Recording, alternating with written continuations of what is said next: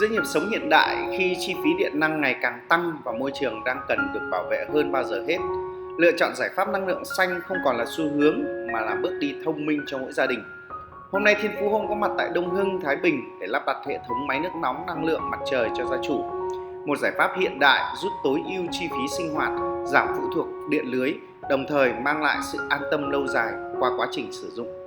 Hệ thống được Thiên Phú Home tư vấn và thi công sử dụng thiết bị xanh, thân thiện với môi trường, không phát thải độc hại, vận hành ổn định và bền bỉ theo thời gian. Không chỉ giúp tiết kiệm điện mỗi tháng mà còn góp phần bảo vệ môi trường sống cho thế hệ tương lai.